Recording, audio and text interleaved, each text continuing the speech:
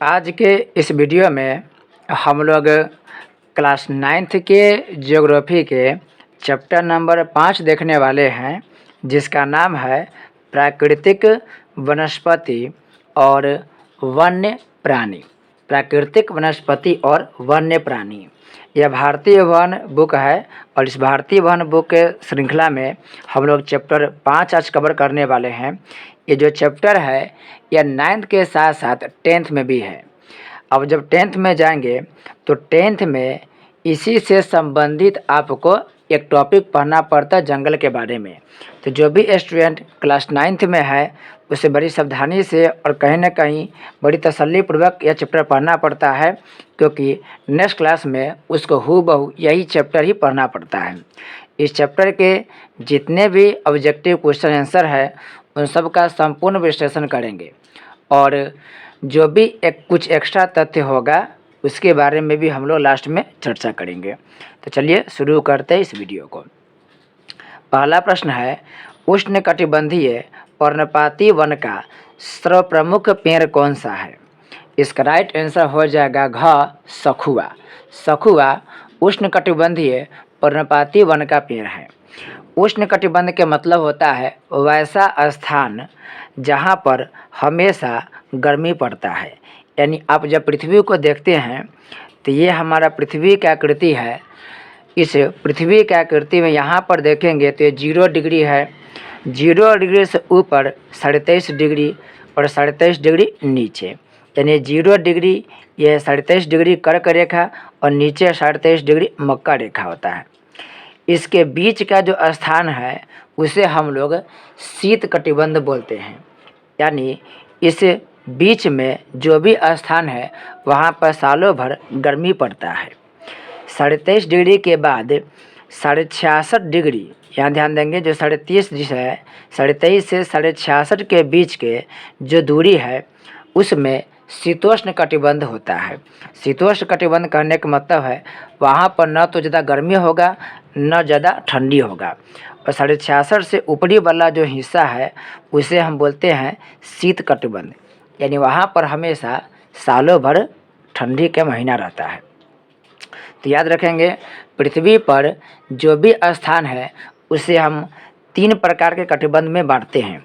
एक होता है शीत कटिबंध, एक होता है शीतोष्ण कटिबंध और एक होता है उष्ण कटिबंध।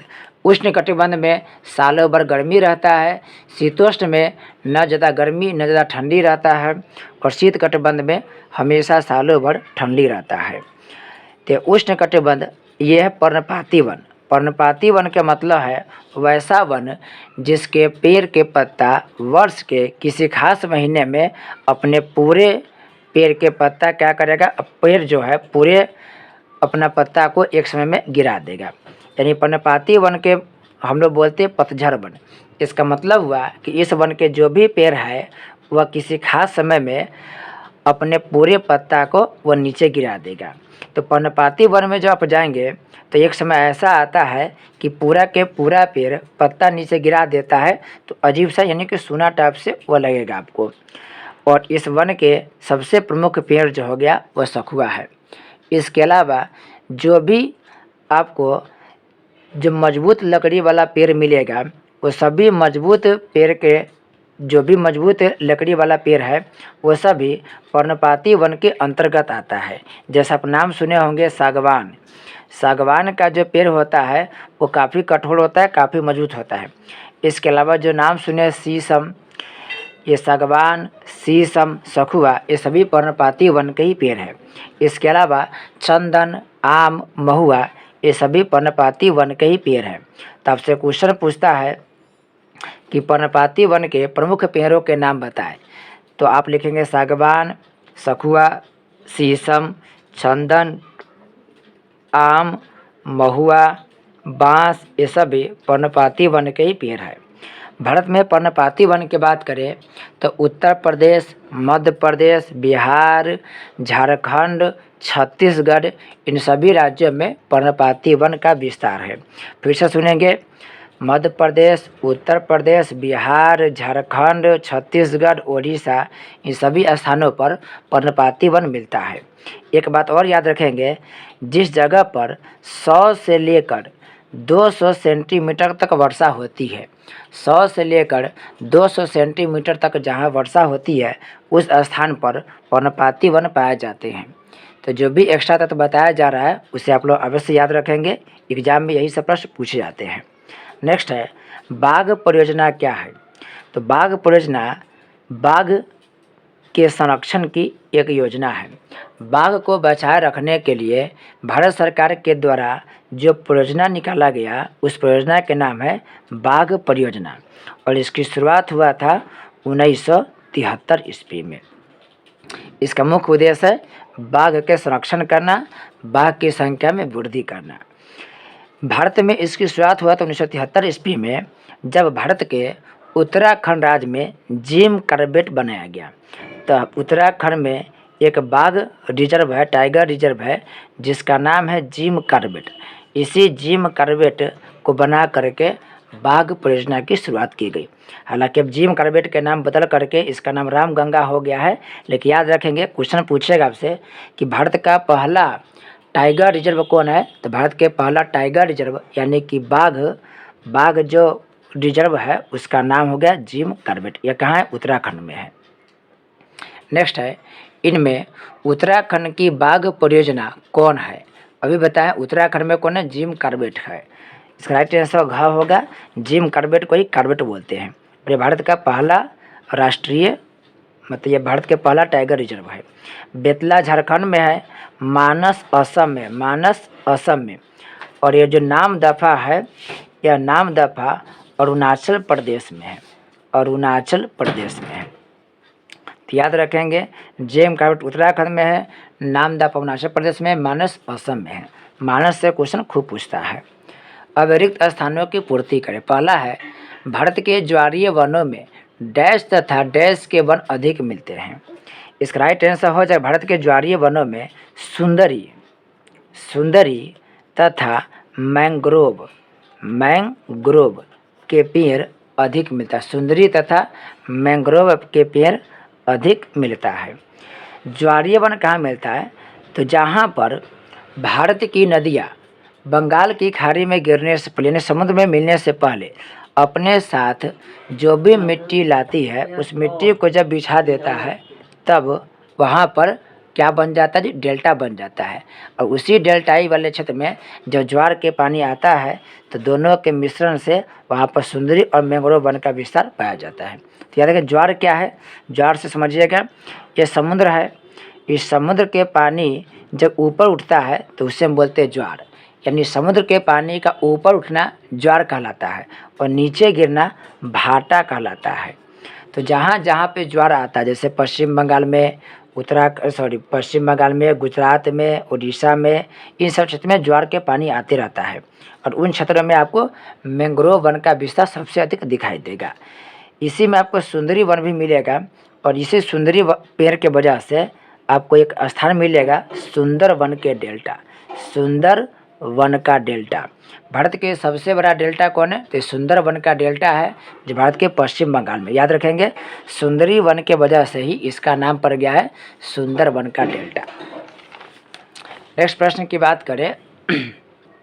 नेक्स्ट प्रश्न है, भारत के चिरहरित वन उन प्रदेशों में मिलते हैं जहाँ सामान्यतः वर्षा 1.5 सेंटीमीटर से अधिक होती है, यानी जहाँ पर 200 सेंटीमीटर से अधिक वर्षा होती है वहाँ पर चिरहरित वन पाए जाते हैं, वहाँ पर चिरहरित वन पाए जाते हैं।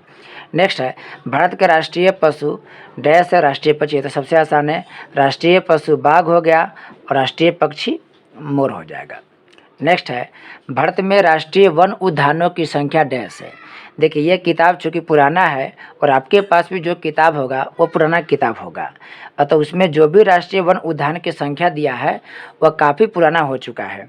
आपके किताब के अनुसार राष्ट्रीय वन उद्यानों की संख्या 102 है, जबकि वर्तमान की बात करें तो 550 से भी ज़्यादा राष्ट्रीय वन उद्यान हो गया भारत में, 550 से भी ज़्यादा। लेकिन आपसे एग्जाम में क्वेश्चन पूछे तब उसका राइट आंसर 102 लगा के आएंगे। नेक्स्ट है, राजस्थान का डैश पक्षी विहार भारत में सबसे बड़ा है। इसका राइट आंसर हो जाएगा घाना।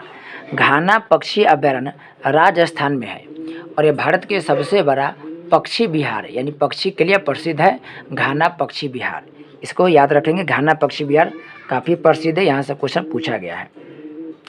अब है कॉलम अ को कॉलम ब से मिलान करना है। पर्वतीय वन, तो पर्वतीय वन की बात करें तो पर्वतीय वन में देवदार के पेड़ मिलता है, यानी जो देवदार का वृक्ष है यह पर्वतीय वन में मिलता है। ज्वारीय वन की बात करें तो ज्वारीय वन में सुंदरी और मैंग्रोव वन मिलता है, सुंदरी और मैंग्रोव वन। शुष्क वन, शुष्क मतलब सूखा, सूखा वन में बबूल मिलता है। बबूल के साथ साथ आप लोग देखते हैं कीकर, नागफनी, बेर, ये सभी शुष्क वन में यानी कि कंटीले वन में पाए जाते हैं। चिरहरित वन की बात करें तो चिरहरित वन महोगनी जो है यह महोगनी चिरहरित वन के पेड़ है। फिर से देखेंगे, देवदार पर्वतीय वन के पेड़ है, सुंदरी ज्वारीय वन के पेड़ है, बबूल शुष्क वन के पेड़ है, महोगनी चिरहरित वन के पेड़ है। जहाँ पर 1500 से सामान्यतः ज़्यादा ऊंचाई के जगह मिलता है वहाँ पर पर्वतीय वन मिलता है। जहाँ पे नदी डेल्टा के विकास होगा, ज्वार आएगा, वहाँ पे ज्वारीय वन मिलेगा। शुष्क वन की बात करें तो जहाँ पर 50 सेंटीमीटर से कम वर्षा होती है वहाँ पर शुष्क वन मिलता है। 50 सेंटीमीटर से कम वर्षा होगा तो शुष्क वन, जैसे कि राजस्थान हो गया, गुजरात के दक्षिणी क्षेत्र हो गया। चिरहरित वन, जहाँ से 200 सेंटीमीटर से अधिक वर्षा होती है वहाँ पर चिरहरित वन देखने को मिलता है। यहाँ भी कॉलम अ को कॉलम ब से मिलान करना है। सिंह की बात करें तो गुजरात के गिर में, गुजरात के गिर नेशनल पार्क है। गिर कहाँ है तो गिर गुजरात में है और यहीं पर आपको मिलेगा बब्बर शेर, यानी गुजरात में जो गिर नेशनल पार्क है वहाँ पर आपको शेर की संख्या मिलेगा ज़्यादा। गेंडा की बात करें तो गेंडा असम में मिलता है। असम में जो अभयारण्य है जैसे कि मानस और एक है काजीरंगा, तो मानस और काजीरंगा में एक सिंगी गेंडा मिलता है। तो क्वेश्चन पूछता है एक सिंगी गेंडा के लिए कौन प्रसिद्ध है? असम राज्य प्रसिद्ध है। असम में कौन जगह? तो मानस राष्ट्रीय उद्यान और काजीरंगा राष्ट्रीय उद्यान। तेंदुआ की बात करें तो तेंदुआ हिमालयी क्षेत्र में मिलता है, हिमालयी क्षेत्र में। जबकि ऊँट की बात करें तो ऊँट राजस्थान क्षेत्र में मिलता है। रेगिस्तान के जहाज ऊँट को कहा जाता है और राजस्थान क्षेत्र में देखने को मिलता है। तो इस तरीके से हमारा जितने भी ऑब्जेक्टिव प्रश्न था वो कंप्लीट हुआ। अब हम कुछ अन्य तथ्य की चर्चा करते हैं जो आपको एग्जाम में पूछने के हमेशा संभावना बना रहता है। सबसे पहला क्वेश्चन पूछेगा भारत में वन नीति कब बना था? तो भारत के वन नीति बना था सन 1952 ईस्वी में। कब बना था? 1952 ईस्वी में बना था, याद रखेंगे। फिर इसके बाद क्वेश्चन पूछेगा कि बताइए भारत में जब वन नीति बना तो उसमें वनों को कितना प्रतिशत होना आवश्यक माना गया? तो याद रखेंगे किसी भी स्थान के 33% या 33.5% या आपसे पूछेगा 1/3 या 33.33%, या तो 1/3 पूछ देगा या 33.33% पूछ देगा। इतने क्षेत्र पर वनों को होना आवश्यक है, यानी कोई भी स्थान है तो उस स्थान के 1/3 क्षेत्र पर वन का होना आवश्यक है। लेकिन भारत में वन पूछा कि कितना है, तो भारत में वन मात्र 21% पर है। होना चाहिए कितना? 33% पर, लेकिन है कितना? 21% पर। बिहार राज्य की बात करें तो बिहार राज्य में मात्र 7% ही वन है। तो देखिए नई वन नीति के अनुसार वन होना चाहिए 33.5% पर, इंडिया में मात्र 21% पर है और बिहार में मात्र 7% क्षेत्र पर ही वन की उपस्थिति है। अब भारत में जंगल की बात करें कि कितने प्रकार के वन पाए जाते हैं, तो भारत में 5 प्रकार के वन पाए जाते हैं। 5 प्रकार की वन पाए जाते हैं, सबके नाम देखेंगे आप लोग। एक होगा उष्णकटिबंधीय सदाबहार वन, तो हम उष्णकटिबंधीय छोड़ दे रहे हैं, सिर्फ लिख रहे हैं सदाबहार वन। बहार वन। पहला वन कौन हो गया? सदाबहार वन। क्वेश्चन पूछता है सदाबहार वन कितना वर्षा वाले क्षेत्र में मिलता है? तो जहाँ पर 200 सेंटीमीटर से अधिक वर्षा होती है, 200 सेंटीमीटर से अधिक वर्षा होती है, वहाँ पर सदाबहार वन पाए जाते हैं। ये सदाबहार वन में जब आप जाएंगे तो वहाँ पर हमेशा पेड़ के पत्ता बरकरार रहेगा, हमेशा यहाँ पर हरियाली देखने को मिलेगा, इसलिए इसे सदाबहार वन बोलते हैं। यह भारत के मेघालय राज्य में, असम राज्य में, नागालैंड, मणिपुर और पश्चिमी घाट, इन सभी क्षेत्रों में सदाबहार वन आपको देखने को मिल जाएगा। जहाँ पर 200 सेंटीमीटर से अधिक वर्षा होगा सदाबहार में मिलेगा। दूसरा वन है पर्णपाती वन। पर्णपाती वन बताए थे। पर्णपाती वन का मतलब ऐसा वन जहाँ के सभी पेड़ के पत्ते किसी खास मौसम में गिर जाते हैं, यानी पत्ता सब झड़ जाता है। यह मिले कहाँ पर? तो 100 से 200 सेंटीमीटर जहाँ वर्षा होगा वहाँ पर पर्णपाती वन मिलेगा। तीसरा है कंटीले वन। कंटीले वन या कंटीले वन की झाड़ी।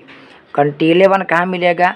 जहाँ पर 50 सेंटीमीटर से कम वर्षा होती है वहाँ पर कंटीले वन मिलता है। 50 सेंटीमीटर से कम वर्षा, जैसे राजस्थान, गुजरात के दक्षिणी क्षेत्र, मध्य प्रदेश के पश्चिमी क्षेत्र, इन सभी जगह पर कंटीला वन मिलता है।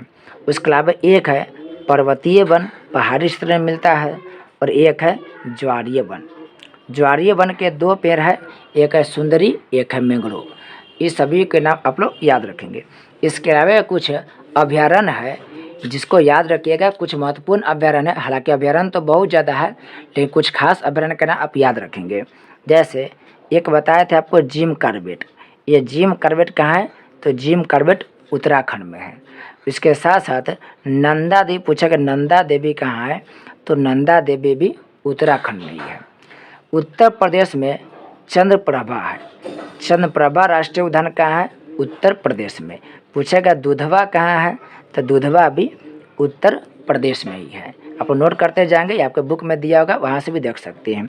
बिहार की बात करें तो गौतम बुद्ध अभयारण्य, गौतम बुद्ध अभयारण्य ये है बिहार में। इसके साथ साथ आपसे पूछेगा गौतम बुद्ध के अलावा आपसे पूछ लेगा यहाँ पर, तो गौतम बुद्ध के हालांकि 2-4 अभयारण्य है फेमस, लेकिन उसमें से सबसे मेन आता है गौतम बुद्ध अभयारण्य। तो सिर्फ इसी को नाम याद रखें गौतम बुद्ध के बारे में। एक और चाहें तो याद रख सकते हैं कांवड़ झील है, तो ये अलग सेंस में पक्षी के लिए है, तो इसको भी याद रख सकते हैं कांवड़ झील के बारे में। गौतम बुद्ध कांवड़ झील याद रखेंगे। इसके अलावा पश्चिम बंगाल की बात करें तो पश्चिम बंगाल में आपको मिलेगा सुंदरवन। सुंदरवन यह है पश्चिम बंगाल में और राष्ट्रीय उद्यान है। सिक्किम की बात करें तो सिक्किम में आपको मिलेगा कंचनजंगा। कंचनजंगा सिक्किम में मिलेगा। असम की बात करें तो असम में मिलेगा मानस और काजीरंगा। मानस और काजीरंगा दोनों से क्वेश्चन खूब पूछता है, दोनों याद रखेंगे। मानस काजीरंगा असम में है। गुजरात में कौन है? तो गुजरात में गिर नेशनल पार्क है। गिर नेशनल पार्क है। मध्य प्रदेश की बात करें तो मध्य प्रदेश में मिलेगा कान्हा। कान्हा मिलेगा। एक मिलेगा सतपुरा। तो कान्हा, सतपुरा ये दोनों मिलेगा मध्य प्रदेश में। इन सबको आप ध्यान रखेंगे। तो भारत के जो भी मुख्यतः मुख्य राष्ट्रीय उद्यान है उन सबकी चर्चा की है। जंगल की भी चर्चा करिए, 5 प्रकार के जंगल मिलता है। एक पॉइंट और याद रखेंगे, क्वेश्चन पूछेगा प्रशासनिक दृष्टिकोण से, अगर प्रशासनिक दृष्टिकोण से कितने प्रकार के जंगल होता है, तो प्रशासनिक दृष्टिकोण से 3 प्रकार के जंगल को बांटा गया। जंगल को 3 प्रकार से बांटा गया प्रशासनिक दृष्टिकोण से। क्वेश्चन पूछेगा प्रशासनिक दृष्टिकोण से जंगल के कितने भागों में बांटा गया, तो 3 प्रकार के। पहला होगा संरक्षित वन, संरक्षित वन। दूसरा होगा आरक्षित वन, आरक्षित वन। और तीसरा होता है अवर्गीकृत वन, अवर्गीकृत वन। देखिए संरक्षित जो वन होता है उसमें न तो पेड़ के कटाई कर सकते हैं, न पशु चरण कर सकते हैं, और ना ही यहाँ पर शिकार कर सकते हैं। हालांकि शिकार कहीं भी नहीं कर सकते हैं, किसी भी वन में शिकार करना प्रतिबंधित है। संरक्षित वन में न तो पेड़ पौधे की कटाई कर सकते हैं, ना ही पशु पालन कर सकते हैं, और ना ही शिकार कर सकते हैं। आरक्षित वन में पेड़ पौधा की कटाई कर सकते हैं, पशु चारण कर सकते हैं, लेकिन ये सरकार से पूछ के, सरकार परमिशन देगा तभी आप पशु चारण कर सकते हैं या पौधा की कटाई कर सकते हैं, शिकार नहीं कर सकते हैं। अवर्गीकृत वन में क्या है, यहाँ पर पशु चारण कर सकते हैं और यहाँ पर लकड़ी भी काट सकते, पेड़ भी काट सकते हैं, शिकार यहाँ पर नहीं कर सकते हैं। यह सबके लिए फ्री है, या जा कर के कोई भी व्यक्ति यहाँ पर जा कर के लकड़ी काट सकता है और यहाँ पे पशु को चरा सकता है, इसका परमिशन रहता है। इन दोनों में परमिशन नहीं रहता है, इसमें परमिशन रहता है लेकिन सरकार के आदेश द्वारा परमिशन मिलता है। तो ये भी याद रखेंगे, ये भी टॉपिक से क्वेश्चन पूछा गया, 10th में भी पूछा गया है, 9th में पूछता है। तो इस तरीके से हम लोग जितने भी ऑब्जेक्टिव क्वेश्चन आंसर था सबका संपूर्ण विश्लेषण किए हैं, साथ साथ जो भी संबंधित क्वेश्चन उन सबकी भी चर्चा की है। नेक्स्ट वीडियो में किसी अन्य चैप्टर की चर्चा करेंगे, तब तक के लिए आपका धन्यवाद।